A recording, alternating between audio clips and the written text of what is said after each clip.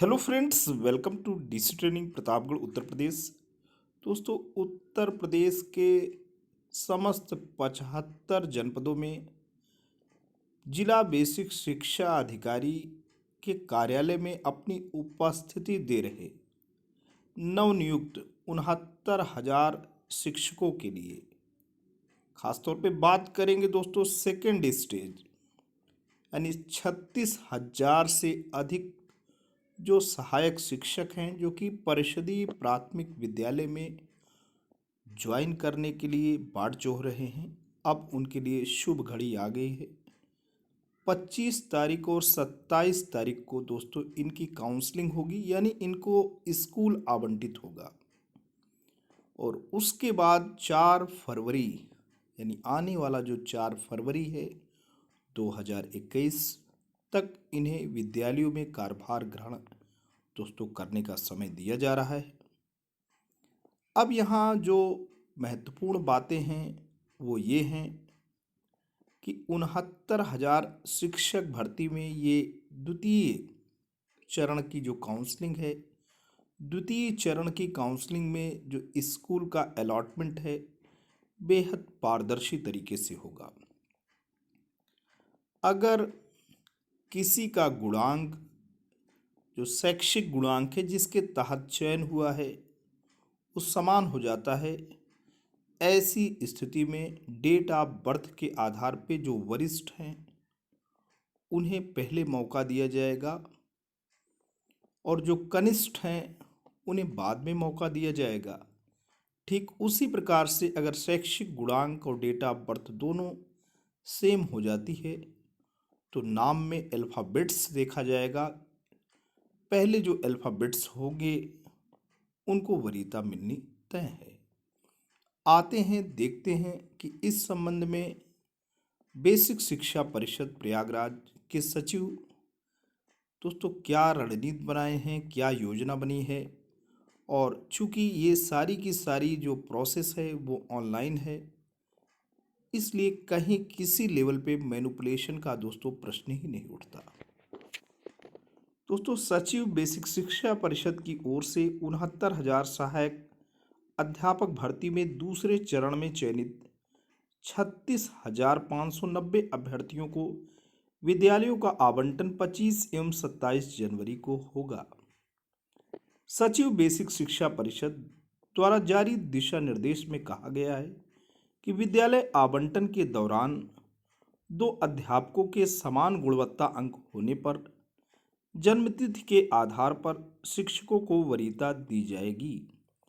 उम्र में वरिष्ठता के आधार पर विद्यालयों का आवंटन किया जाएगा। जन्मतिथि भी समान होने की दशा में अंग्रेजी वर्णमाला के अक्षर के क्रम में विद्यालय का आवंटन होगा। नवनियुक्त शिक्षकों को आवंटित विद्यालय में 4 फरवरी तक कार्यभार ग्रहण करना होगा। सचिव बेसिक शिक्षा परिषद श्री प्रताप सिंह बघेल की ओर से जारी निर्देश में कहा गया है कि दिव्यांग महिला अभ्यर्थियों को मिले गुणांक के आधार पर सबसे पहले विद्यालय का आवंटन होगा। विद्यालय आवंटन के दौरान दूसरे क्रम पर दिव्यांग पुरुषों को रखा गया है। सहायक अध्यापक भर्ती में मिले अंकों के आधार पर महिला अभ्यर्थियों को विद्यालय का आवंटन तीसरे क्रम पर किया जाएगा।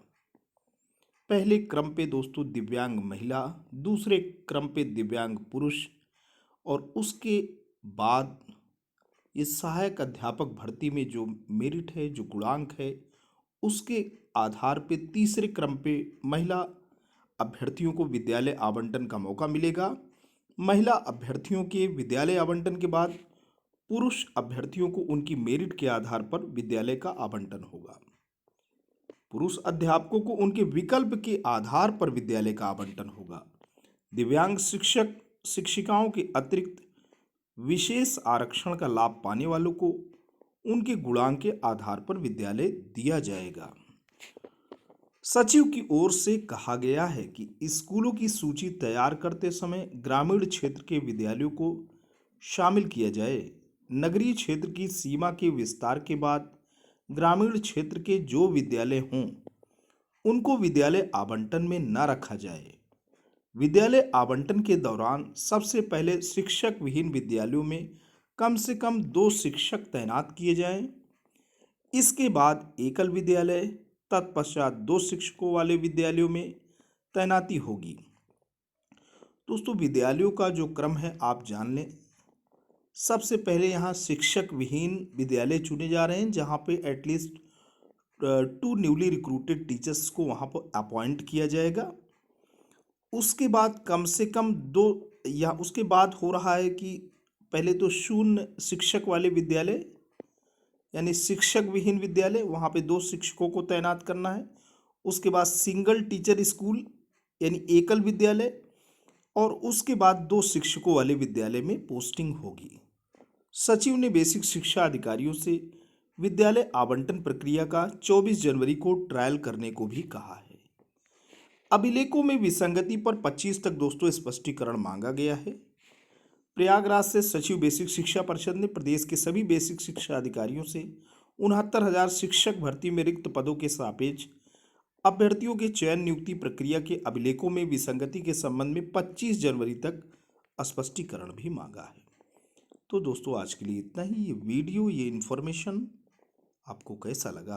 अगर आपको अच्छा लगा हो तो प्लीज़ आप इसे लाइक करें, चैनल पे कमेंट करें। लेकिन अगर आप डीसी ट्रेनिंग प्रतापगढ़ उत्तर प्रदेश के इस खूबसूरत यूट्यूब चैनल पर नए पहली बार विजिट कर रहे हैं तो प्लीज़ इसे आप सब्सक्राइब करें। जब भी आप सब्सक्राइब का बटन प्रेस करते हैं, बराबर से एक बेल आइकन आता है, उसे प्रेस करें और चैनल को सब्सक्राइब करें। Thanks for watching and listening. This is Ajay Prakash Dubey signing off.